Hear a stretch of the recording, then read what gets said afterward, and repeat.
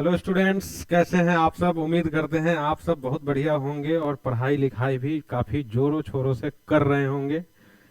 अब की बार सीयूईटी पार ध्यान रखना है, ठीक है।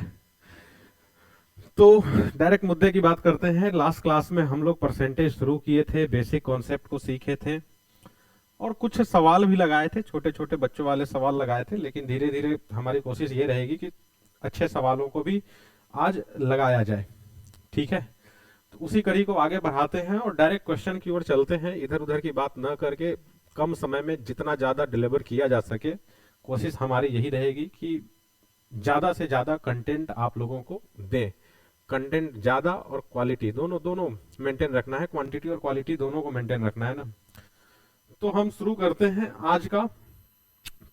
अच्छा, कल हम आपको होमवर्क भी देके गए थे, एक सवाल बोले थे आपको करके आने। बहुत सारे स्टूडेंट्स का कमेंट भी आया है, लेकिन जो हमने आपसे उम्मीद किया था वैसा नहीं आया है। कमेंट खूब करिए, कहने का मतलब कि आप लोग अगर आंसर नहीं देंगे तो फिर लगेगा कि बस क्लास कर रहे हैं और घर पे कुछ कर ही नहीं रहे हैं। तो अगर कुछ आंसर आया है तो फिर वहां पे कमेंट दे दिया करिए, ठीक है ना। चलिए शुरू करते हैं फिर।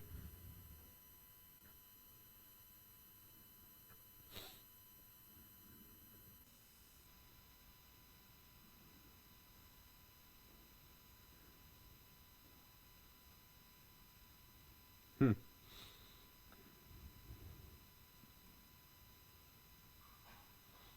लीजिए, ये रहा आपका कल का जो होमवर्क था, आपके सामने हम रख चुके हैं। क्या होगा इसका आंसर, देखिए। हो सकता है बहुत सारे लोग कोशिश किए होंगे लेकिन आया नहीं होगा, लेकिन हम बताते हैं ऐसे सवाल को करने के लिए कि यहाँ पे हुआ क्या है ना, कि यहाँ पे 3 लोग हो गए हैं। कल जो हम आपको सवाल कराए थे वहां पे 2 लोग थे, केवल ए और बी। ए ज्यादा था या ए कम था, बी ज्यादा था या बी कम था, ए के रिस्पेक्ट में बी या बी के रिस्पेक्ट में ए, ऐसा ही कुछ था। लेकिन यहाँ पे आपको दिख रहा है कि ए बी के साथ साथ सी भी आ गया है। क्या कह रहा है, if the income of B is 20% more than a and the income of C is 25% less than B, then by what percent the income of C is less than the income of A। बहुत सारे लोग statement में ही confuse हो जाएंगे, लेकिन कम से कम इतना तो समझ में आ रहा है कि 3 लोग हैं यहाँ पे। हम आपको ना ऐसे सवाल को करने का कई तरीका बताते हैं, देखते चलिए ध्यान से। हम कह रहे हैं कि यहाँ पे 3 लोग हैं, ए बी एंड सी। आप बारी बारी से कंडीशंस को पढ़िए। पहला कंडीशन ये कह रहा है कि income of B 20% more than A. इसका मतलब अगर ए को हम 100 मान लें तो 20% मोर जो होगा वो बी होगा। इसका मतलब ये 120 होगा। क्लियर है ये बात। अच्छा, आगे क्या कह रहा है, the income of C is 25% less than B. ये वाले भाई साहब जो है सी, ये सी क्या है, ये सी जो है ना, ये 25% लेस है। किससे लेस है, बी से। तो बी का 25% देखिए, 120 का 25% क्या होगा। कोई भी बच्चा आसानी से कह सकता है कि 25% का मतलब आधा और फिर से आधा, आधा का आधा। तो 120 का आधा 60 और 60 का आधा 30। 30 कम होगा, इसका मतलब ये जो होगा वो 90 होगा। बड़ा आसान सा कॉन्सेप्ट है, क्लियर है ना। अब कह रहा, by what percent income of C is less than the income of A। the income of C is less than the income of A। आपको सीधे सीधे दिख रहा 10 कम है, इसका मतलब 10% कम है। और 10% कम क्यों है, क्योंकि ये 100 है तभी। अगर कुछ और होता तो डायरेक्ट आप जैसे मान लेते हैं कि ये 120 होता, थोड़ी देर के लिए सुनिएगा, 120 होता और ये 90 होता, तब आप नहीं कह सकते थे कि 30% कम है। 100 था इसलिए हम कह दिए। कैसे, वो देखिए। सी कितना कम है, आप बोलेंगे 10 कम है। किससे कम है भैया, 100 से कम है। और बगल में क्या जाएगा, 100।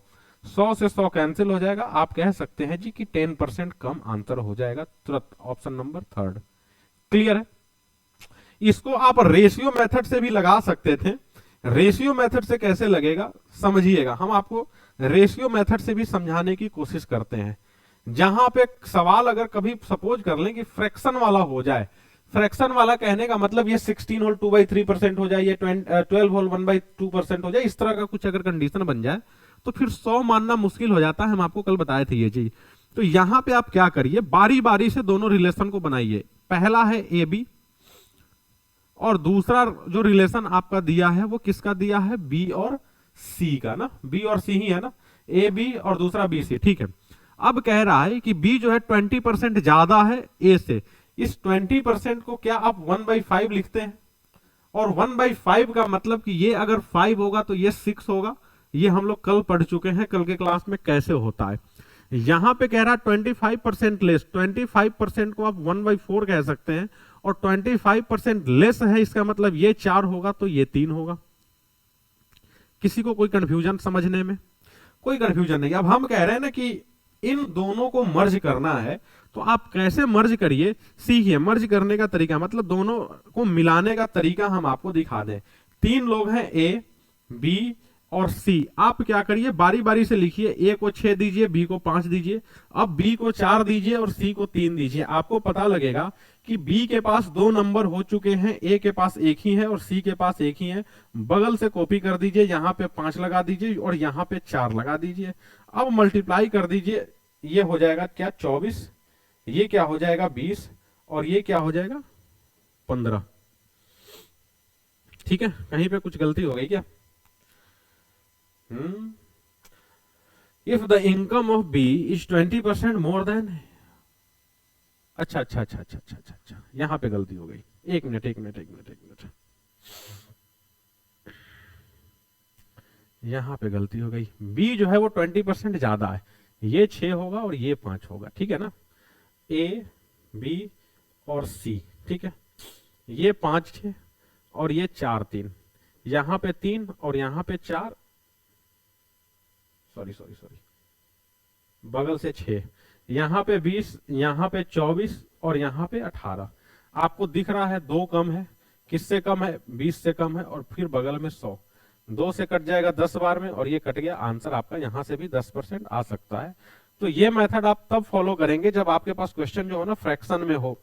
हम आपको एक बार फिर से बता देते हैं, इस क्वेश्चन में कुछ कंफ्यूजन हो गया था इसलिए फिर से बता देते हैं, सुनिएगा। हम क्या कह रहे हैं कि सबसे पहले ए बी का वैल्यू देख लिए 5 और 6, बी सी का वैल्यू देख लिए 4 और 3, आपको मिलाना है।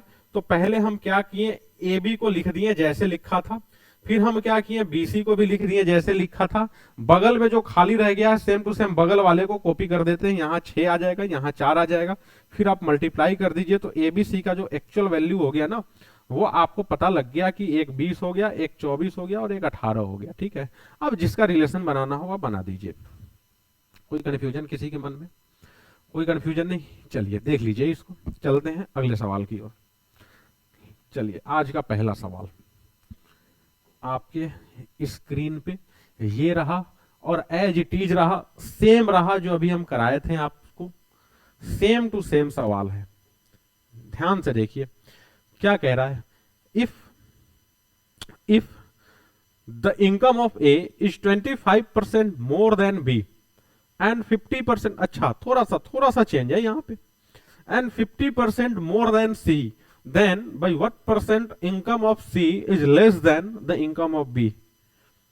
अब यहां पे दूसरा वाला मेथड लगाएंगे तो ज्यादा आसानी से कर पाएंगे, पहले मेथड से आप नहीं कर पाएंगे। जैसे पहला मेथड जो था, हम वहां पे एबीसी को डायरेक्ट मान लिए थे, लेकिन यहां पे थोड़ा सा दिक्कत हो जाना है। क्यों? क्योंकि ए के बारे में कहा गया है कि वो 25% ज्यादा है बी से और 50% ज्यादा है सी से। अब यहां पे आप कर सकते हैं, लेकिन डेसिमल में जाने का चांस ज्यादा रहेगा। सुनिए कैसे। हम कह रहे हैं कि सबसे पहले अगर बी को 100 मान लेते हैं तो ए 25% ज्यादा है, मतलब 125 हो जाएगा ना।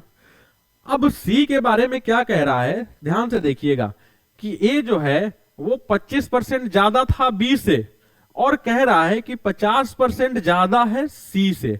अब सी को क्या माने कि ये 50% ज्यादा हो, मतलब आपको कोई ऐसा वैल्यू मानना है जिसमें 50% ऐड किया जाए तो 125 आ जाए। अब यहां पे मानने में ना प्रॉब्लम हो जाना है प्रॉब्लम। तो हम क्या कह रहे हैं कि आप दूसरा वाला मेथड फॉलो करिए। दूसरा वाला मेथड फॉलो करिए कहने का मतलब कि आप 2 रिलेशन बनाइए। 2 रिलेशन कैसे बनाइए, एक ए का रिलेशन बनाइए बी के साथ और दूसरी बार ए का रिलेशन बनाइए सी के साथ। अब 25% को आप 1/4 कह सकते हैं। 1/4 कहने का मतलब ये 4 होगा तो ये 1 ज्यादा 5 हो जाएगा। अच्छा, यहां पे 50% कह रहा मतलब 1/2, और 1/2 का मतलब अगर ये 2 होगा तो ये 3 हो जाएगा। किसी को कोई दिक्कत है? कोई दिक्कत होनी नहीं चाहिए। अब हम कहते हैं कि तीनों को एक साथ मिलाइए। अच्छा, मिलाते समय ना आपको एक ध्यान रखना है कि हर बार आपको ना एबीसी ही नहीं रखना है कि एबीसी डाल दिए और मिलाए, नहीं। हर बार आपको ये नहीं करना है। आपको करना क्या है कि दोनों के बीच जो कॉमन हो, जो मीडिएटर हो, उसको बीच में रखेंगे। जैसे यहां देखिए, ए यहां भी है, ए यहां भी है, तो ए को आप बीच में रखिए और बीसी को क्या कर दीजिए ना, दोनों साइड कर दीजिए। अब यहां पे बी की वैल्यू 4, ए की वैल्यू 5, यहां पे ए की वैल्यू 3 और सी की वैल्यू 2, यहां पे बगल से 5 ले आइए और यहां पे बगल से 3 ले आइए। ये बन जाएगा 12, ये बन जाएगा 15 और ये बन जाएगा 10। क्लियर है? बी ए सी तीनों पता चल गया। अब सवाल क्या कह रहा है कि by what percent C is less than B. By what percent C, C का मतलब 10, किससे? 12 से। सी जो है मतलब कि 10 12 से कितना परसेंट कम है आपको पता है? 2 कम है। किससे कम है? 12 से कम है।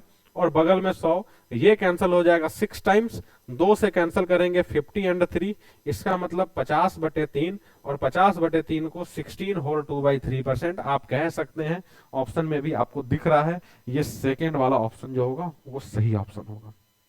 देख लीजिए इसको एक बार, देख लीजिए, बार बार देखेंगे समझ में आएगा। ये एक्चुअल में जो कॉन्सेप्ट है ना, ये रेशियो का है। ये रेशियो में इसको पढ़ना है, लेकिन दिक्कत ये है ना कि आपको कल बताए थे कि मैथ्स में सारे चैप्टर एक दूसरे से कनेक्टेड होते हैं। तो कुछ चीजें आपको रेशियो में परसेंटेज की दिख जाएगी, कुछ चीजें परसेंटेज में रेशियो की दिख जाएगी।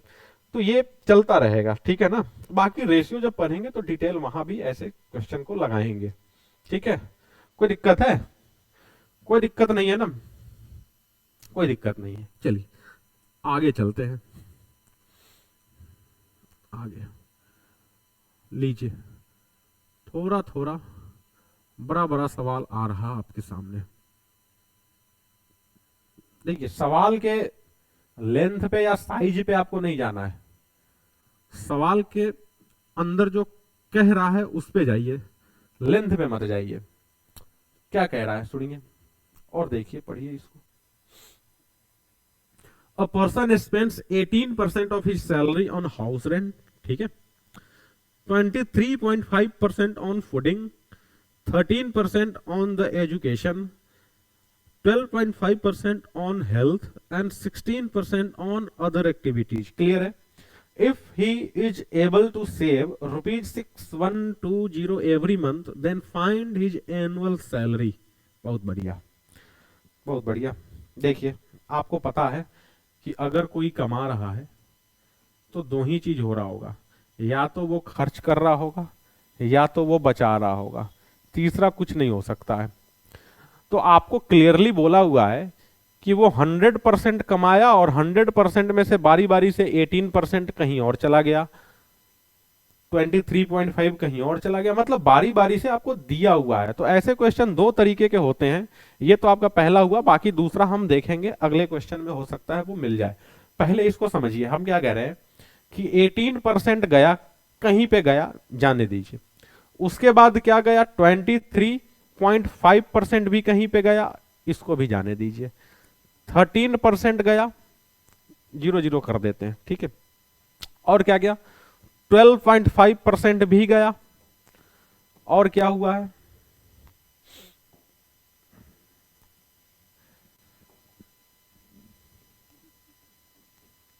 और क्या हुआ है, 16% गया है। 16%, मतलब कुल मिला के इतना खर्च है उसका। जोड़िए तो इसको, ये दोनों मिलके एक बन जाएगा, 8 1 9 3 12 3 15, 15 और 2 17, 17 और 6 23 के 3 बचा 2, एक 3 4 5 2 7 और एक 8, मतलब ओवरऑल 83% उसका खर्च हो रहा है। ये बात सबको पता है, क्लियर है ये चीज। 83% खर्च हो गया। आपको पता है कि इनकम जो है वो 100% होना है। 100% में से 83% क्या हुआ, खर्च हुआ, तो 17% ही बचा होगा। अब यहां पे क्या कह रहा है कि बचाया है वो 6120, 6120। तो ये जो 6120 है, क्या वो एक्चुअल में 17% है कि नहीं है? बात समझ में आ रही सबको? बात समझ में आ रही ना? तो आप यहां पे क्या कर सकते हैं कि ये 17% की जो वैल्यू है वो 6120 है। इनकम पूछा जा रहा है, इसका मतलब आप 100% कर सकते हैं। क्या करेंगे? Cross multiplication. ऐसा कंडीशन जब भी बने आप क्रॉस कर दीजिए, 100 इंटू 6120 डिवाइडेड बाई 17। अब लफड़ा हो गया 17 का टेबल, टेंशन लेने की बात नहीं है। 17 का टेबल थोड़ा सा रट लीजिए, याद कर लीजिए, मजा आएगा सवाल लगाने में। 17 से वो कट ही रहा होगा। कैसे कट रहा है देखिए तो, हाँ 17 3 जा 51, 10 एंड 2 102, 17 6 जा 102 और बगल में 0। आप इसको क्या कह सकते हैं? 360 पे डबल जीरो। लेकिन ध्यान रखिएगा कि 360 पे डबल जीरो 36,000। लेकिन ये 36,000 आपको ऑप्शन में हो सकता है दिख रहा है, लेकिन ये आंसर नहीं होगा। क्यों नहीं होगा? कोई बताएगा क्यों नहीं होगा? इसलिए नहीं होगा कि यहां पे दिया हुआ है ये जो उसका सेविंग है एवरी मंथ है, तो ये भी जो आया होगा कहीं ना कहीं वो एवरी मंथ आया होगा। आपसे एनुअल सैलरी पूछ रहा है, तो एनुअल सैलरी के लिए आपको सिंपल सा करना है क्या? 36,000 को 12 से मल्टीप्लाई करना है। 6 दूना 12, मतलब कहीं ना कहीं 2 ही आएगा और इधर बाकी 0 आना है। कहां पे 2 है? एक ही ऑप्शन में 2 है, लगा दीजिए। ये ऑप्शन जो होगा ना आपका फोर्थ वाला, वही सही होगा। क्लियर है? मल्टीप्लाई करके देखना चाहें आप देख लीजिए। हम कह रहे हैं कि ये 3 0 है तो इधर तो 3 0 आएगा ही आएगा, बाकी 36 गुणे 12 जो होगा वो इधर कुछ आएगा। वो क्या फर्क पड़ता है? आपको पता है कि पहला जो 0 के अलावे जो डिजिट होगा, नन 0 नंबर जो पहला होगा ना, वो 2 ही होना है। एक ही ऑप्शन है आपके पास, डायरेक्ट लगा दी। क्लियर है? कोई दिक्कत इस सवाल में? कोई दिक्कत नहीं है ना? आगे चलते हैं, चलिए अगले सवाल की ओर चला जाए। लीजिए थोड़ा थोड़ा जो हम आपको बता रहे थे, हाँ जो हम कह रहे थे आपको कि ऐसे सवाल जनरली 2 तरीके से पूछे जाते हैं। लीजिए ये इसका दूसरा वाला है, ये दूसरा वाला तरीका आपके सामने रख दिया गया है। ठीक है? क्या कह रहा है? A person spends 25% of his income is house rent, on house rent, 20% of rest। लीजिए एक नया नया वर्ड यहां पे आपको दिखेगा, इन वर्ड्स को थोड़ा सा ध्यान में रखिएगा। ठीक है ना? ये रेस्ट जो बोल रहा है इसको थोड़ा सा ध्यान में रखिएगा, रेस्ट। ठीक है? एक मिनट, इस रेस्ट को ध्यान में रखिएगा, रेस्ट को। आगे बढ़ा जाए, आगे भी देखिए रेस्ट, आगे और भी होगा रेस्ट। ये रेस्ट जो होगा ना वो आपको रेस्ट नहीं लेने देगा इस सवाल में। सुनिए क्या कह रहा है सवाल, क्या कह रहा है? A person spends 25% of his income on house rent, 20% of rest on fooding, 30% of rest on education of children, and 50% of rest deposited into bank. If he is left with rupees 9450, then find his salary। ये सवाल actually क्या रहा है कि एक आदमी अपने income का 25% रुपए घर के किराए पे खर्च कर दिया, 20% ऑफ रेस्ट मतलब कि बचे हुए का 20%, मतलब अपने इनकम का 20% नहीं, जो बचा हुआ था उसका 20% कहां गया? भोजन के ऊपर। फिर जो बचा हुआ था उसका 30% बच्चों के शिक्षा पे। उसके बाद फिर जो बचा उसका 50% क्या किया? वो बैंक में जमा कर दिया। लास्ट में उसके पास 9450 रुपए, 9450 रुपए बचा रह गया। अब आपसे कह रहा है कि उसकी सैलरी बताइए। सुनिएगा यहां पे कौन सा कॉन्सेप्ट लगाएंगे? 2 तरीके से बना सकते हैं, एक तो ट्री मेथड से बना सकते हैं, एक विदाउट ट्री भी बना सकते हैं। हम आपको बता रहे हैं आप क्या करिए। यहां पे आपको पता है कि 100% किसी का भी वैल्यू, मतलब किसी का कोई भी आप नंबर लीजिए वो अपने आप में 100% होता है। अगर उस 100% में से हम 25% हम निकाल दें तो नॉर्मल सी बात है कि वो 75% बचा रह जाएगा। ठीक है ना? तो कहीं ना कहीं यही कॉन्सेप्ट इस सवाल में लगेगा। कैसे? वो समझिए। हम कह रहे हैं कि उसकी सैलरी कुछ है, उसकी सैलरी मान लीजिए कि कुछ है, उसके सैलरी को सबसे पहले क्या किए? 25% निकाल दिए। कहां के लिए? किराए के लिए। मतलब कि 75% बचा रहा होगा। ठीक है ना? बचा रहा होगा। क्लियर है ये चीज? चलिए अब उसके बाद क्या हुआ कि 20% हम घर के भोजन के लिए निकाले हैं, तो 20% जब वो निकलेगा तो 80% बचेगा। वापस से 30% निकल जाएगा, इसका मतलब कि 70% बचेगा। अब क्या हुआ है, 50% निकला है तो 50% बचेगा। इतना कुछ खर्च होने के बाद आखिरी में आपके पास 9,450 रुपए बच गए। बात समझ में आ गई। अब इसको करना है आपको सोल्व। कैसे सोल्व करना है वो देखिए। हम कह रहे हैं कि 1 2 3, ये 3 जीरो तो कम से कम इन 3 जीरोज को काट देगा। 5 से ये कटेगा 2 बार में, और 2 से ये कट जाएगा 4 बार में। अभी भी बहुत सारा नंबर कटने के लायक है, आराम से काटते हैं। 25 से काट दीजिए 3 बार में, और 25 से इसको काट दीजिए 4 बार में, और ये 4 से 4 कट जाएगा। इधर का तो तीनों 100 काम तमाम हो चुका है। 50 कट चुका है, 80 और 75 भी कट चुका है, ये बस 3 बचा है। 3 से उधर कटेगा क्या, 9 4 13 5 18 बिल्कुल कटेगा जी। 3 से इसको काट दीजिए, 3 गुणे 3 9, 3 एकम 3, 3 पचे 15 और 0, 3 भी खत्म। क्या ये 7 से वो कट सकता है क्या, 7 चौका 28, 7 पचे 35 बिल्कुल कटेगा। 7 चौका 28 और 7 पचे 35, 450। सब खत्म है ऊपर में, नीचे में भी सब खत्म है सिवाय 100 के। ये 100 उधर जाके मल्टीप्लाई हो जाएगा, मतलब कि 45,000 इसका आंसर आ जाएगा। तो इस सवाल में ऐसा कुछ खास था नहीं, बस आपको ना कैलकुलेशन थोड़ा सा लंबा चौड़ा कराया गया था। कैलकुलेशन के अलावा इस सवाल में ऐसा कुछ नहीं था। उम्मीद करते हैं कि आपको ये समझ में आया होगा। बारी बारी से क्या किए थे, हम निकालते चले थे। आप इसको चाहें तो वैसे भी बना सकते हैं। कैसे, सुनिएगा, हम एक दूसरा अप्रोच भी आपको हम देते हैं। अगर पसंद आए तो ठीक है, नहीं आए कोई जबरदस्ती नहीं है। देखिए एक दूसरा मेथड देखिएगा हम क्या कह रहे हैं। देखिए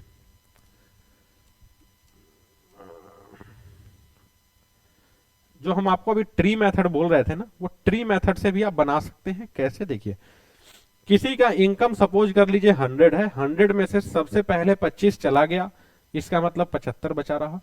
अब 75 में से क्या जाना है, 20% जाना है। 75 का 20% क्या होगा, कोई भी बोल सकता 15 होगा। क्यों, 20% का मतलब 1/5, और 1/5 का मतलब 15। छोटी छोटी बात हम नहीं बता रहे हैं, वो आपको खुद समझना है, ठीक है ना। 15 जब चला गया, इसका मतलब कि आप कहेंगे 60 बचा रहा। अब क्या हुआ, 30% गया। 30% जाने का मतलब कि 60 का 30% जो होगा वो 18 होगा। आपके पास कितना बचा रहा, 42। अब 42 में से आधा 50% वो चला गया, मतलब 21 चला गया बैंक में, और 21 आपके पास बचा रहा। और यही 21 की वैल्यू जो है ना, वो 9450 आपके पास रखा गया है। तो आप देखें कि 21 की जो वैल्यू है वो 9450 है। तो 100 की वैल्यू क्या होगी, क्योंकि आपसे इनकम पूछा गया है ना। तो 100 इंटू 9450 डिवाइडेड बाई 21, ये पक्का कटेगा। 21 से 4 बार में काटिए 84, 5 बार में 105। आप यहां भी देख रहे हैं 450 पे 00 आया। क्लियर है। हम आपको दो तरीका बताएं, आपको दोनों में जो आसान लगे। देखिए यहां पे ना बहुत सारे स्टूडेंट कंफ्यूज हो जाएंगे कि ये 15 कहां से आ रहा, 18 कहां से आ रहा, 21 कहां से आ रहा, कंफ्यूज हो जाएंगे। तो कहां से आ रहा, कि सिंपल सी बात है कि 75 का हम पहले 20% हम निकाले, मतलब कि 15 निकल गया, 60 बचा रहा। फिर इसका क्या किए हम, 30% निकाले, मतलब कि 18 निकल गया, 42 बचा रहा। फिर इसका 50% निकालें, 21 निकल गया, 21 बचा रहा। सिंपल सा लॉजिक है, यही उसके पास आखिरी में बच रहा है, और इसी की वैल्यू जो है ना वो 9450 है। ठीक है। तो आप वो मेथड भी लगा सकते हैं, ये भी लगा सकते हैं। ये मेथड आप तभी लगाइएगा जब आप कैलकुलेशन थोड़ा सा तेजी में कर सकते हैं, मन में कर सकते हैं, विदाउट पेन पेपर कर सकते हैं। अदरवाइज वो मेथड भी आपके लिए बेस्ट है। बाकी अगर अगर देखा जाए तो कहीं ना कहीं इस मेथड से आप ज्यादा तेजी में आंसर निकाल पाएंगे, अगर कैलकुलेशन अच्छा हो तो। नहीं तो फिर आपके लिए वो मेथड ज्यादा सही है, सुटेबल है। ठीक है ना। तो चलिए, उम्मीद करते हैं ये सबको समझ में आ गया होगा। बिल्कुल आसान सा सवाल था। अगला सवाल हम आपके सामने रख दिए, लीजिए। ये हमें लग रहा कि लगभग ये भी सेम है, थोड़ा सा अंतर है इस सवाल में। हर आपके सामने जो भी नेक्स्ट सवाल आएगा एग्जैक्ट सेम तो नहीं आएगा, थोड़ा बहुत कुछ ना कुछ अंतर लेके ही आएगा। एक बार इस क्वेश्चन को पढ़िए और देखिए, पढ़िए और देखिए जल्दी से।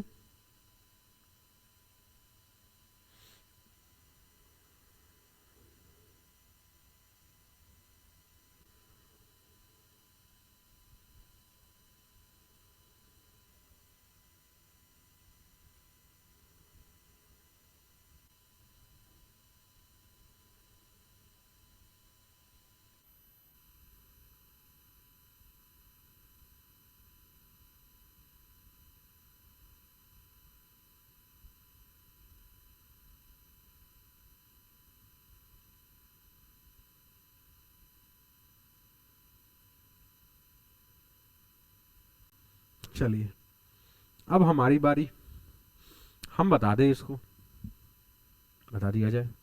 देखिए अ पर्सन स्पेंड्स 20%, देखिए ये थोड़ा सा ये इस क्वेश्चन में आपको ना सब कुछ सेम लगेगा सिवाय एक चीज के, ये वाले भाई साहब कहां से घुसे हैं। पिछली बार जैसे कहा गया था कि 50% डिपोजिटेड इन द बैंक, लेकिन यहां पे तो दे दिया है 10,000 डिपोजिटेड इन टू बैंक, ये लफड़ा हो गया। यहां पे कह रहा है कि a person spends 20% of his income on house rent, 20% of rest on food, 25% of rest on other activities and 10,000 deposited in the bank account if he is left with rupees 4400 then find his income। सुनिए दोनों method से आप लगा सकते हैं, आपको जैसे लगाना हो। सुनिए हमारी बात ध्यान से, हम कह रहे हैं कि 100 रुपए कमाया, 100 में से 20 चला गया, कहीं पे गया, बचा 80। अच्छा अब क्या कह रहा है, 20% फिर से गया, 20% 80 का 20% जो होता है वो 16 होता है, 16 जाएगा, इसका मतलब कि 64, 64 बचा रहेगा।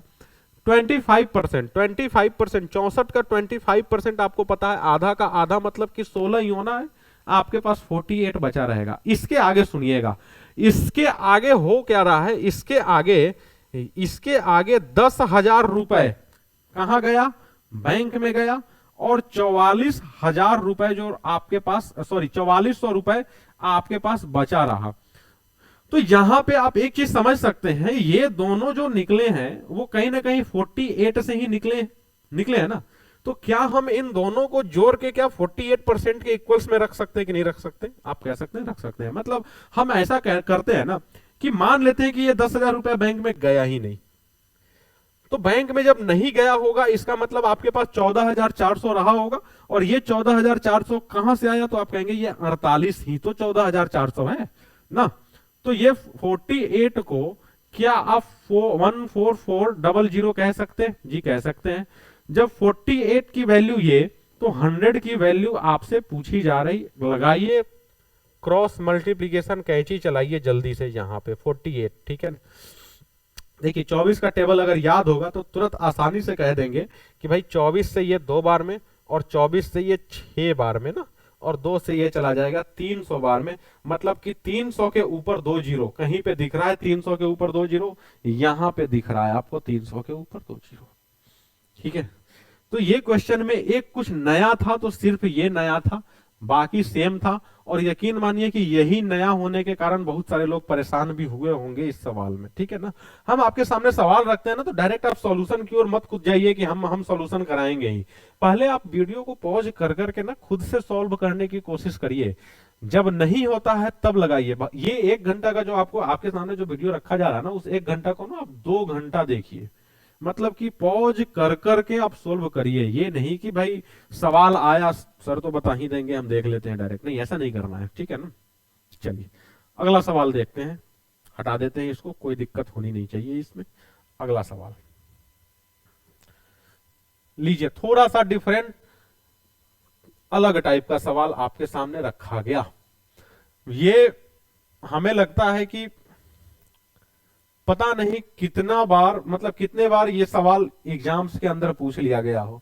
और सिर्फ सीयूईटी नहीं, बाकी अदर्स भी गवर्नमेंट एग्जाम जो होते हैं ना, हर जगह ये सवाल देखने को मिलता है। इनकम, एक्सपेंडिचर, कंजम्पशन, इस ढंग का कुछ सवाल। यहां पे एक्चुअली बोल क्या रहा है, सुनिएगा कि the price of sugar increased by 20%, the price of sugar increased by 20%, by how much percent the consumption of sugar should be reduced so that the expenditure does not change। देखिए सवाल actually पहले हम आपको ना हिंदी बता देते हैं इसका। ये कह क्या रहा है कि चीनी के प्राइस में ना 20% का इंक्रीमेंट हो गया, 20% से प्राइस बढ़ गया, तो प्राइस बढ़ने के साथ साथ ना 2 घटनाएं होंगी। कौन कौन सी घटना होगी? एक तो ये हो जाएगा कि प्राइस बढ़ा तो आपके जेब पे असर पड़ेगा, मतलब कि आपका खर्च बढ़ेगा, क्लियर है। लेकिन आप चाहते हैं कि भाई जितना मर्जी उतना प्राइस बढ़ा लो, जितना मर्जी उतना प्राइस बढ़ा लो, हम खर्च नहीं बढ़ाएंगे।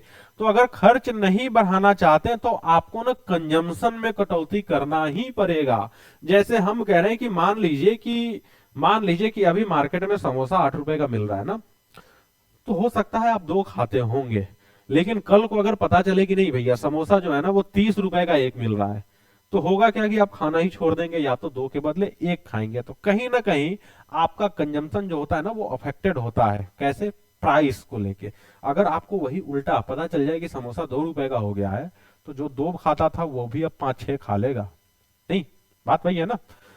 तो कुल मिला के यहाँ पे ये कहा जा रहा है कि प्राइस जितना मर्जी उतना बढ़ा लो, हम अपने खर्च को पहले जैसा ही रखेंगे। खर्च जो हो रहा था वही होगा, नहीं बदलेगा। तो सुनिए, पहले इसको ना थोड़ा सा कॉन्सेप्ट इसका समझते हैं, इसका फॉर्मूला भी बताते हैं, इसका शॉर्टकट भी बताते हैं। कई सारा रास्ता है ऐसे सवाल को सॉल्व करने का। सुनिएगा, देखिएगा। अब आप कहेंगे ना, देखिए, एक है आपके पास प्राइस, दूसरा है आपके पास कंजम्पशन, और तीसरा है आपके पास एक्सपेंडिचर। आप अपने मर्जी से ना कुछ भी मान लीजिए, कोई दिक्कत नहीं आना है। हम कह रहे हैं कि मान लीजिए कि पहले 10 रुपए केजी चीनी था, 12 केजी चीनी हम कंज्यूम करते थे। 10 रुपए और 12 केजी मतलब कि हमारा चीनी के ऊपर जो खर्च था वो 120 रुपए था। बात समझ में आ गई? अब हुआ क्या है कि प्राइस 20% बढ़ा है। पहले प्राइस था 10 रुपए, अब 20% बढ़ा। 20% बढ़ने का मतलब कि 2 बढ़ेगा, और 2 बढ़ने का मतलब कि कहीं ना कहीं वो 12 रुपए हो जाएगा। हो जाएगा ना। लेकिन हम चाहते हैं कि इधर वाला प्राइस चाहे जितना मर्जी बढ़ा लो, खर्च हमारा तो भैया 120 का 120 ही रहेगा, ये नहीं बढ़ेगा। तो नॉर्मल सी बात है कि 12 रुपए के हिसाब से 120 रुपए में अब जो होगा ना वो आप 10 केजी ही खा पाएंगे। तो जो आपका कंजम्पशन कम हुआ है वही तो फाइंड करना है। तो कंजम्पशन को आपको पूछ रहा कि कंजम्पशन को कितने परसेंट से घटाया जाए। आप देखिए कि पहले 12 केजी था, अब 10 केजी हो गया। आप कह सकते हैं ना कि 2 केजी कम हुआ। कहां से कम हुआ? आप बोलेंगे 12 केजी से कम हुआ, और बगल में क्या हो जाएगा? 100। ये कट जाएगा 6 बार में, ये कट के हो जाएगा 50/3, और 50/3 को देखते ही कोई कह सकता कि सर 16 सही 2/3% की बात हो रही, कहीं पे दिख रहा? ये लीजिए, ये दिख रहा। एक मेथड तो ये हुआ, ये सबसे बेसिक मेथड है, और यकीन मानिए किसी भी तरह का सवाल हो ये कर लेंगे, एक्सपेंडिचर कंजम्पशन वाले सवाल। ठीक है ना। अब आपको हम कुछ और मेथड दिखाते हैं ऐसे सवाल को करने के लिए। देखिए, ये मेथड भी बताने, देखिए इसके आसान आसान भी मेथड है, लेकिन ऐसे मेथड बताने के पीछे भी कुछ मकसद है। क्या मकसद है वो हम आपको आगे आने वाले सवाल में बताएंगे। खैर, पहले यहां पे आप समझिए, हटाते हैं इसको, दूसरा मेथड दिखाते हैं। ठीक है, देखिए। अरे भाई साहब,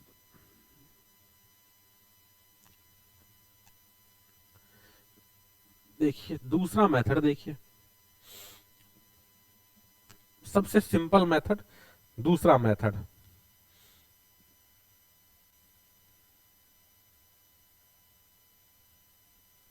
एक मिनट रुके रहिए।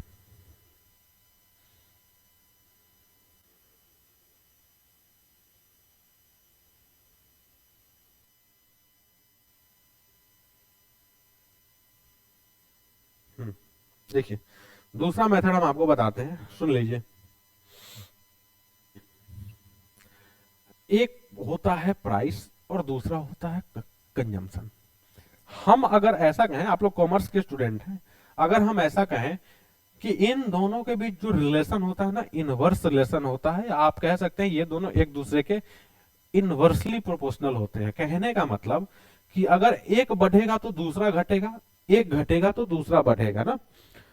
तो आप यहां पे एक कॉन्सेप्ट लगा सकते हैं। कौन सा कॉन्सेप्ट लगा सकते हैं वो सुनिए। हम आपको बताना चाह रहे हैं कि प्राइस जो हुआ है ना वो 100 से बढ़ के क्या हुआ है? 120। इसका मतलब कंजम्पशन जो होगा वो जस्ट अपोजिट हो जाएगा, 120 से घट के 100 हो जाएगा। सिंपल सा मेथड, एकदम आसान हलवा मेथड हम आपके सामने रख दिए कि ये 100 से बढ़ के 120 हुआ, मतलब जस्ट अपोजिट 120 से घट के 100 हो जाएगा। आपको दिख रहा कि 20 कम हुआ। हमेशा प्रीवियस वाला वैल्यू कंपेयर करते समय लेते हैं, तो 20 घटा था कहां से? 120 से, और बगल में आ जाएगा 100। ये 20 से 6 बार में, और बाकी कट छट के आपको पता ही है कि 100/6, ये 5, सॉरी ये 3, और ये 50/3, मतलब 16/2/3%। ये रहा आपका मेथड नंबर 2। हम आपको एक और मेथड बताएंगे। यहां पे इतने से काम बनेगा नहीं, एक और देख लीजिए। देखिए, इसी में यहां पे बताते हैं आपको, एक फॉर्मूला मेथड बता देते हैं। सुनिए, फॉर्मूला क्या कहता है कि आप पहले देखिए जो चेंज हुआ है वो उसको 100 से मल्टीप्लाई करिए और साथ में 100 प्लस माइनस चेंज डाल दीजिए। 100 प्लस माइनस चेंज कहने का मतलब कि प्राइस बढ़ा हो तो 100 प्लस चेंज करेंगे, अगर प्राइस घटा हो तो 100 माइनस चेंज करेंगे। तो चेंज कितने का हुआ है 20% का, बगल में जाएगा 100, बढ़ा है नीचे में 100 प्लस 20 120, कहानी खत्म। आपके सामने देखते देखते हम 3 मेथड डाल दिए। हमको लग रहा हो कि ज्यादातर लोगों को ये मेथड ज्यादा आसान लग रहा होगा, आप यही मेथड पे फॉलो करिए, फोकस करिए, कोई दिक्कत नहीं है। लेकिन कुछ सवाल आपके सामने ऐसे आएंगे जहां पे ये मेथड हो सकता है थोड़ा सा परेशान करेगा, हम आपको दिखाते हैं। चलें आगे। कोई परेशानी किसी के मन में, किसी के मन में कोई परेशानी हो तो बता दे।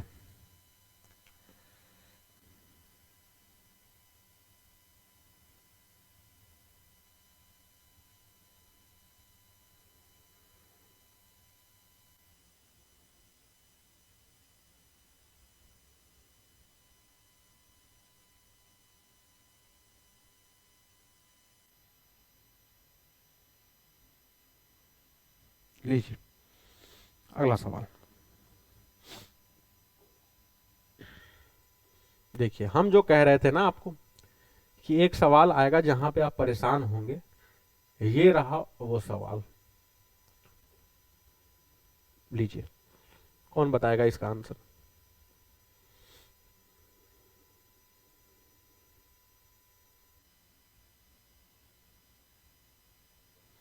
ठीक है, देखिए price of oil is reduced by 25% if a housewife wants to reduce her expenditure only by 10%, then by what percent the consumption should be increased.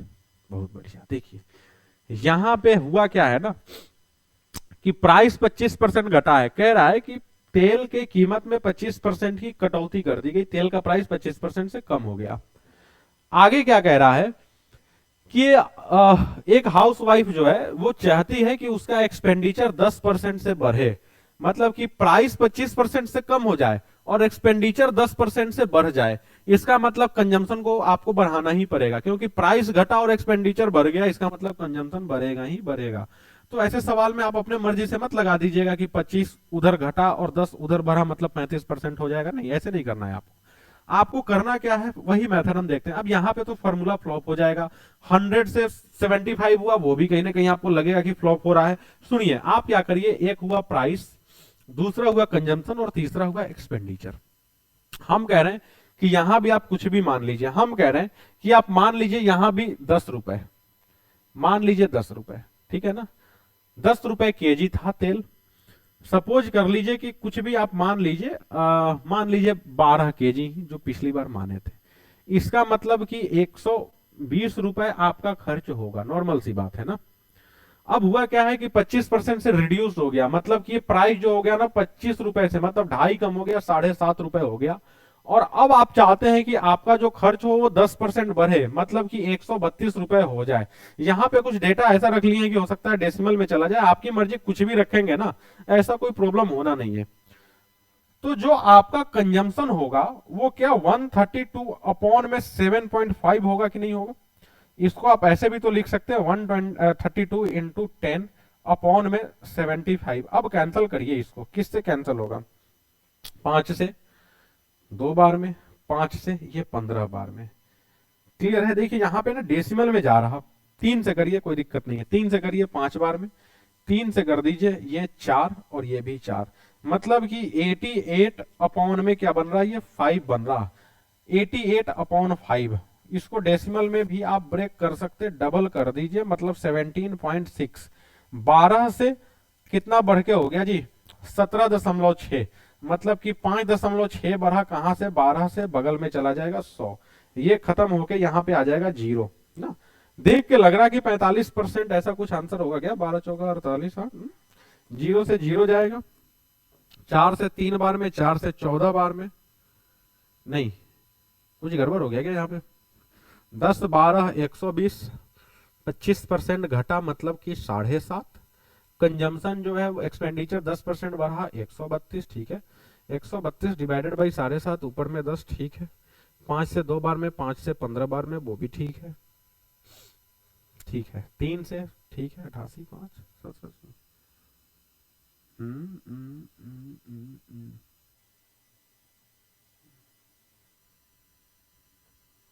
कहाँ गलत हो गया जी? 5.6 डिवाइडेड बाई 12 इंटू 100। 0 से 0 कैंसिल हुआ, 4 से 3 बार में, 4 से 14 बार में, 100 कुछ ऑप्शन में कुछ ऐसा है क्या? अच्छा, दूसरा मेथड लगाते हैं। देखिए तो कुछ और वैल्यू मानते हैं यहाँ पे, हो सकता है कहीं पे कैलकुलेशन मिस्टेक हो, कुछ और मानते हैं। डेसिमल में जा ही नहीं, इसके लिए हम 100 मान लेते हैं, ठीक है ना? मान लेते हैं 100। अब यहाँ पे अपने मर्जी से मान लीजिए 12 केजी ही रहने दीजिए, कोई दिक्कत नहीं है। 12 केजी, और 12 केजी का मतलब हो जाएगा 1200 रुपए ना। अब कह रहा है कि 25% को रिड्यूस्ड करना है, मतलब ये 75 करना है। एक्सपेंडिचर को 10%, 120, मतलब कि इसको 1320 करना है, ठीक है ना? तो ये जो होगा एक्चुअल में 1320 डिवाइडेड बाई 75 होगा। होगा कि नहीं होगा? होगा, नॉर्मल सी बात है। काटना शुरू करते हैं इसको। किससे काटा जाए? किससे काट दिया जाए? 5 से काटिए 15 बार में, 5 से काटिए 5 दूना 10, 5 दूना 10, 3 और 2 5 36, और 5 चौका 20, यही आएगा। 3 से कट रहा है, 3 से 5 बार में, और 3 से वही तो आ रहा है जी यहाँ भी। 88/5, मतलब उसका कंजम्पशन जो हो गया ना, वो 88/5 हुआ।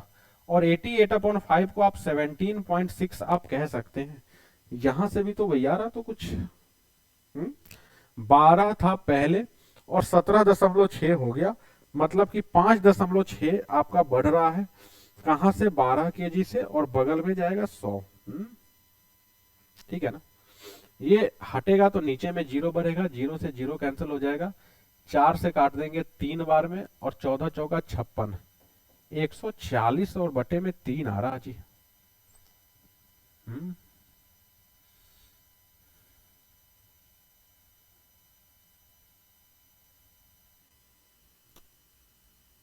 कहाँ गलती हो रही?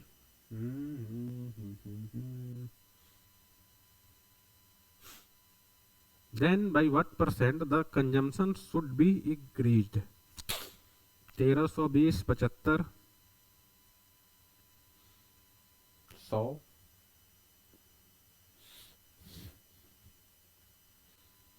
कोई पकड़ पा रहा है क्या इसको?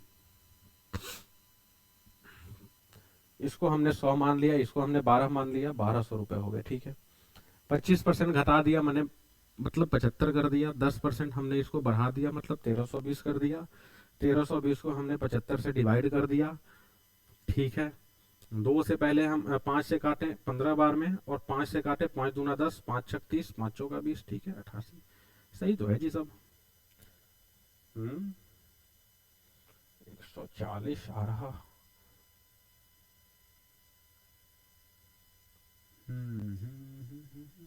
सही है जी। ये हो सकता है यहाँ ऑप्शन में कुछ गड़बड़ी हो, बाकी ये जो आ रहा है ये सही आ रहा है एकदम। ऐसा कुछ यहाँ पे गलती दिख नहीं रही। ऑप्शन को अगर देखें तो लग रहा है कि गलत है, लेकिन कैलकुलेशन तो हमने 2 बार 3 बार हमने देख लिया। 140/3 ही होगा। बाकी अगर कुछ गलती होगी तो इसको बाद में हम सुधारेंगे। बाकी अभी 140/3 मान लेते हैं यही सही है। ऑप्शन में नहीं मिल रहा, थोड़ी देर के लिए मान लेते हैं कि ऑप्शन गलत है। ठीक है, ठीक है ना?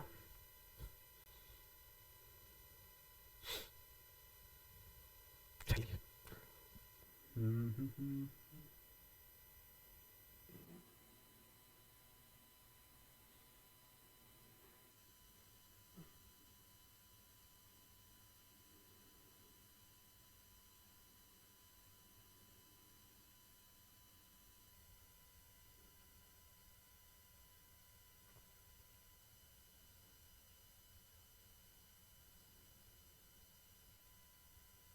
देखिए, बाकी मेथड ये सही है। बाकी हम आपको एक शॉर्टकट अप्रोच भी बता देते हैं, सुन लीजिए। बाकी ये मेथड सही है। हो सकता है ऑप्शन में कुछ मिसप्रिंट हुआ हो, ठीक है, या ओ हो, अब समझ में आया। यहां पे रिड्यूस कहा गया था, वही कह रहे कुछ तो गड़बड़ जा रहा है, कुछ तो गड़बड़ जा रहा है। प्राइस, कंजम्पशन और एक्सपेंडिचर, लीजिए हो गया 20%, इसका आंसर कोई भी अब कह सकता है इसको। सुनिए, ये हो गया 100, ये हो गया मान लीजिए 12, ये हो गया 1200।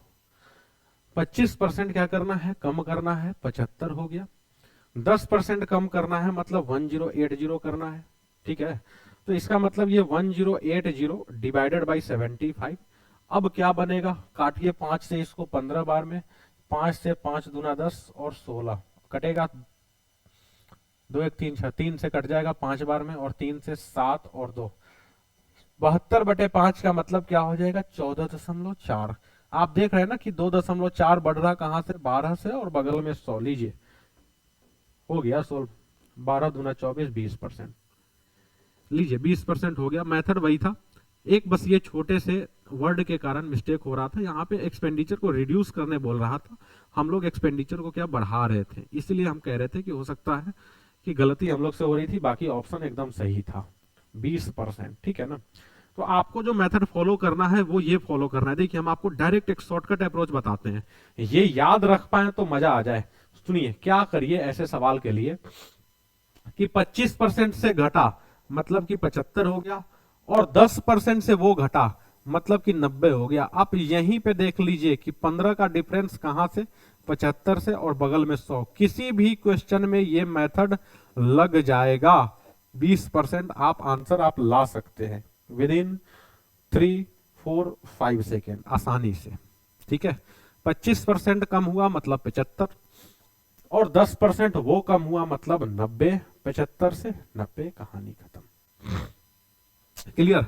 अब कुछ लोग सोचेंगे कि सर ऐसा क्यों किए, हमको समझ में नहीं आया कि 75 90 क्यों किए। लीजिए हम आपको बताते हैं कि ऐसा क्यों किए हैं, ध्यान से सुनिएगा। प्राइस जो है ना, वो प्राइस क्या हो रहा है, 25% कम हो रहा है, मतलब कि 100 से 75 हो रहा है। क्लियर है, प्राइस 100 से 75 हो रहा है। इसका मतलब आपका जो कंजम्पशन होगा वो कहीं ना कहीं 75 से बढ़ के 100 होगा, 75 से बढ़ के 100 होगा। लेकिन आप चाहते क्या है कि आपका जो एक्सपेंडिचर है ना वो 10% से कम हो जाए, 10% से कम हो जाए। इसका मतलब कि आप एक काम यहां पे ये कर सकते हैं, क्या कर सकते हैं, आपको पता है कि एक्सपेंडिचर जो एक्चुअल में होगा वो प्राइस इनटू कंजम्पशन होगा। इतनी सी बात सबके समझ में आ रही। तो पहले भी एक्सपेंडिचर आपका 7500 था, लेकिन अब आपका जो एक्सपेंडिचर होगा वो 7500 से 10% कम होगा। कोई दिक्कत इतना समझने में? तो 10% कम क्या, यहीं पे आप अगर इसको 90 कह दें तो क्या 75 इंटू 90 कहने में कोई दिक्कत है क्या किसी की? नहीं है ना दिक्कत। इसका मतलब है कि आपको कंजम्पशन को कहीं ना कहीं 75 से 90 लेके जाना होगा। क्यों लेके जाना होगा? क्योंकि आपको इसको 10% से रिड्यूस करना है। क्लियर है ये बात? बात समझ में आ गई? तो इतना कॉन्सेप्ट के पीछे मत भागिए, सीधा सीधा सिंपल सा लॉजिक। एक घटा मतलब 75 हुआ, दूसरा घटा मतलब 90 हुआ। 75 और 90 डिफरेंस देख लीजिए, बाकी बेस मान लीजिए, कहानी खत्म। आइए अगले सवाल की ओर। ये सवाल थोड़ा सा लीजिए, सेम सवाल ये दिए हैं, उसी अप्रोच से लगाइए, आप कुछ मानिए मत, उसी अप्रोच से लगाइए, देखिए आंसर कितना आसानी से आ जाएगा।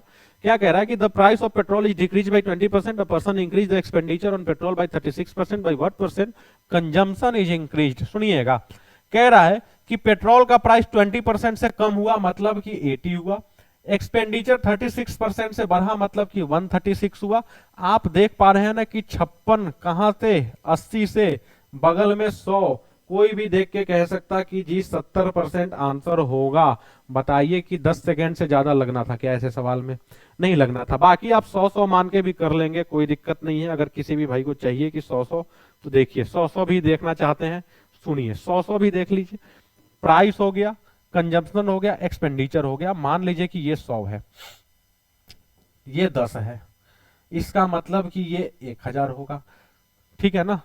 अब क्या कह रहा है कि प्राइस डिक्रीज हुआ है 20%, ये 80 हो गया। इसको 36% बढ़ाना है मतलब 360, और 360 का मतलब 1360, और 1360 80 के हिसाब से 1360 कितना अठे 136 होता है भाई, 17 अठे होता है, मतलब कि 10 से बढ़ के 17 होगा। दिख रहा आपको कि 70% बढ़ा है। तो आप ऐसे भी लगा सकते, आप वैसे भी लगा सकते, आपकी मर्जी, आप चाहे जैसे लगाएं। आइए हम अगला सवाल जल्दी से देखें। लीजिए, ये आपका प्रीवियस ईयर क्वेश्चन है। जब एनटीए पहली बार एग्जाम कंडक्ट करवाया था आपका 2021 में, तो ये 2021 के एंट्रेंस में ये सवाल पूछा गया था। बीएचयू एंट्रेंस 2021 का क्वेश्चन है ये। देखिए थोड़ा सा डिफरेंट क्या कह रहा है ये।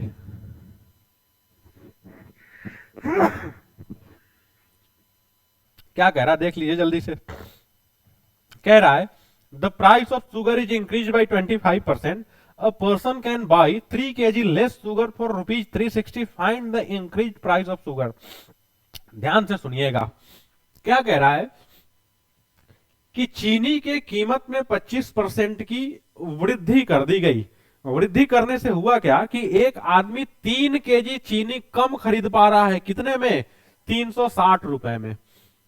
तो आपसे पूछ रहा है कि चीनी का बढ़ा हुआ प्राइस, मतलब कि प्रेजेंट कीमत, आपसे पुराना कीमत नहीं, आपसे आज का नया वाला प्राइस पूछ रहा है। कैसे निकालेंगे? सुनिएगा हमारी बात को।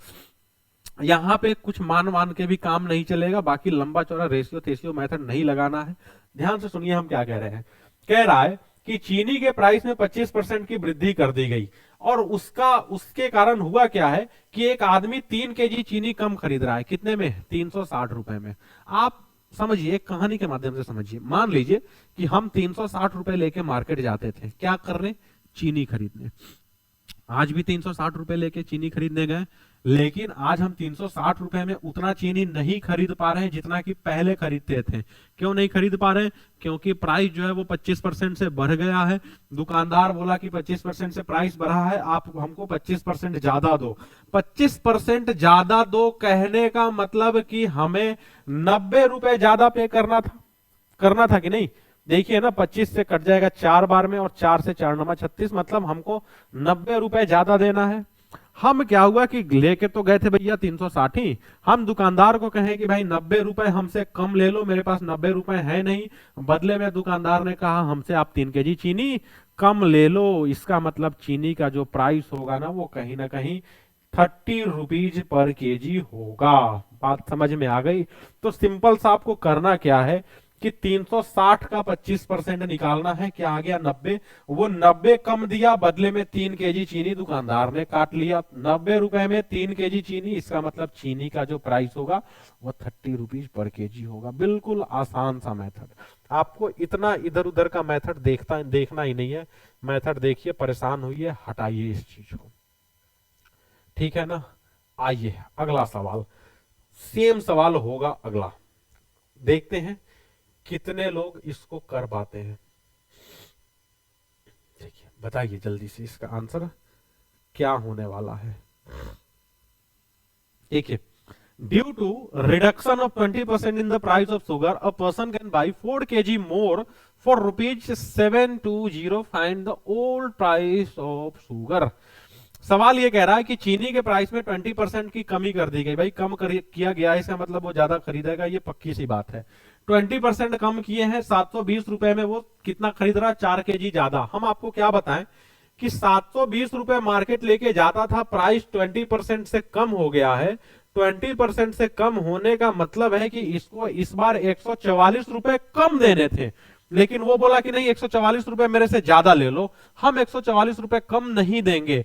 तो दुकानदार बदले में 4 केजी चीनी ज्यादा दे दिया। आप कह सकते कि चीनी का प्राइस जो होगा वो कहीं ना कहीं 36 रुपए पर केजी होगा, लेकिन आप 36 केजी लगा नहीं सकते, क्योंकि ये 36 केजी जो प्राइस आया है ना वो प्रेजेंट प्राइस आया है, आज का प्राइस आया है। आपसे ओल्ड प्राइस पूछा जा रहा। तो आप खुद बताइए कि ये जो प्राइस है वो 20% कमी के बाद है। 20% कमी का मतलब क्या होगा कि 100 रुपए होगा प्राइस, इसका मतलब वो 80 हो गया होगा। तो पुराना प्राइस कितना होगा जो 36 हुआ होगा? कह सकते कि नहीं कह सकते? या आप दूसरे लैंग्वेज में ऐसे भी कह सकते हैं कि प्राइस कम हुआ है मतलब 80, और 80 की वैल्यू जो है वो एक्चुअल में 36 है। आपसे 100 की वैल्यू पूछी जा रही, आप जैसे अरेंज करिए आना वही है ना। तो क्रॉस लगा दीजिए, 36 इंटू 100 और डिवाइडेड बाई 80।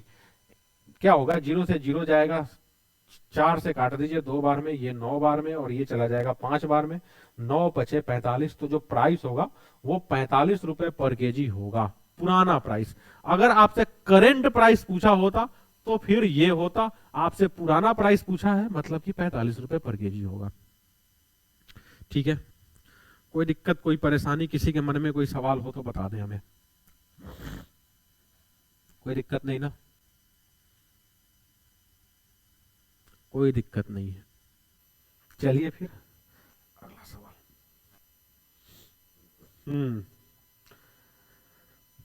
लीजिए, थोड़ा सा टाइप चेंज हुआ फिर से। टाइप चेंज, बता दीजिए इसका answer. In an examination, a student scored 32% but failed by 42 marks, and one another student scores 44% and passed by 24 marks. Find the maximum marks of that examination.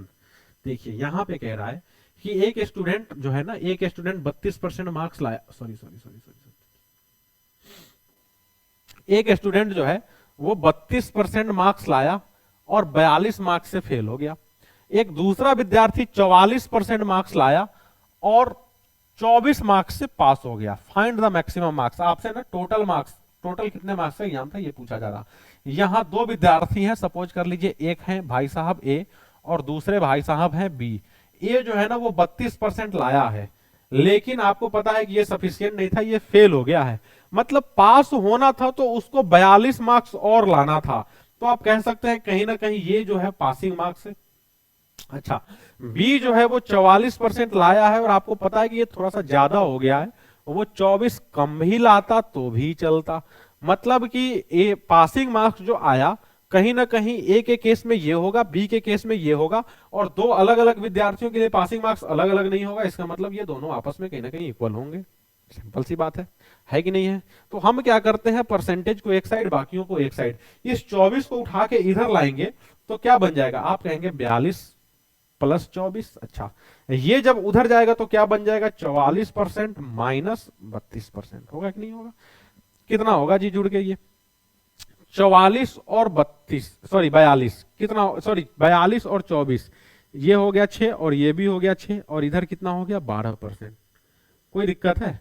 12% की value 66 है, 100% की value क्या होगी, 100% ही तो total marks होगा। 12 की value 66, क्या करेंगे 100 इंटू 66 और डिवाइडेड बाई 12। इसको काट छांट करिए, देखिए 12 पच्चे 60 और 6 ज्यादा है, मतलब 5.5 बार में कट रहा, और 5.5 गुणे 100, 5.5 होगा। देखिए हम शॉर्टकट में कैलकुलेशन कर दिए, आपके भरोसे छोड़ दिए, आप कर लीजिएगा इसको, ठीक है ना। हम आपको एक और तरीका से इसको समझाने की कोशिश करते हैं, देखिएगा, सुनिएगा कैसे, ध्यान से सुनिए। अगर आप समझना चाहें तो एक और अप्रोच देखिए। हम कह रहे हैं आपसे कि मान लीजिए कि ये पासिंग मार्क्स है, कुछ मार्क्स ये जो है ना ये पासिंग मार्क्स है। एक स्टूडेंट पीछे रह गया है, कहां पे, 32% से, मतलब उसको पास होना था ना, तो उसको कितना मार्क्स, 42 मार्क्स और लाना था। और एक दूसरा विद्यार्थी जो है ना वो पासिंग से आगे निकल गया है, कहां, 24 मार्क्स आगे निकल गया है, वो 44% पे पहुंच गया है। आप दोनों स्टूडेंट के बीच गैप देखिए कितने परसेंट का है, आप कहेंगे 12% का है। और दोनों स्टूडेंट के बीच कितने मार्क्स का गैप है, तो आप कहेंगे 42 मार्क्स तो इसको पास होने के लिए लाना था, और 24 और लाता तो उसके बराबर होता। इसका मतलब 12% बराबर 66। आप ऐसे भी कह सकते हैं 12% बराबर 66, मतलब 100% इक्वल्स टू व्हाट, आप लगा लीजिए 550। ये हम आपके लिए कैलकुलेशन छोड़ दिए, ठीक है। चलिए, कोई समस्या किसी के मन में? कोई समस्या नहीं। अगला सवाल एग्जैक्ट सेम आ रहा है, सेम आ रहा है क्या, नहीं, थोड़ा सा डिफरेंट है। कौन बताएगा इसका आंसर? थोड़ा सा डिफरेंट है, एग्जैक्ट सेम नहीं है, थोड़ा सा अंतर है इस सवाल में। बताइए जल्दी से। इन एन एग्जामिनेशन, क्या कह रहा, in an examination a student scores 33% and failed by 52 marks. One another student scores 46% and passed by 26 marks. Find the passing marks. यहां पे आपसे पासिंग मार्क्स पूछा है, टोटल मार्क्स नहीं पूछा है, ये हम आपके लिए छोड़े। ये हम आपके लिए छोड़े, आप घर पे लगाएंगे। इसको ले लीजिए, स्क्रीनशॉट ले लीजिए, घर पे लगाइए, और इसका आंसर आपको कहाँ देना है, यहाँ पे देना है। ठीक है, यहाँ पे जो जो सही आंसर करें, देखते हैं कितने लोग इसको सही कर पाते हैं। ठीक है, आराम आराम से चल रहे हैं, बहुत ज्यादा अभी स्पीड अभी पकड़ नहीं रहे हैं। बाकी एक क्वेश्चन में जहाँ पे मिस्टेक हो गया था उसको आप सुधार लीजिएगा, जहाँ पे कमी करने बोला गया था हम लोग गलती से बढ़ा रहे थे, ठीक है ना, उसको आप चेक कर लीजिएगा, एक दो बार देख लीजिएगा। बाकी मेथड तो जो हम बताए हैं वो सही है, आप उस मेथड से, दोनों मेथड से लगा सकते हैं। बाकी पढ़ते रहिए, परसेंटेज लगाते रहिए, ठीक है ना।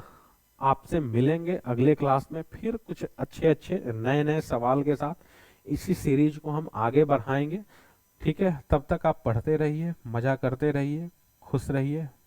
बाय बाय सभी को।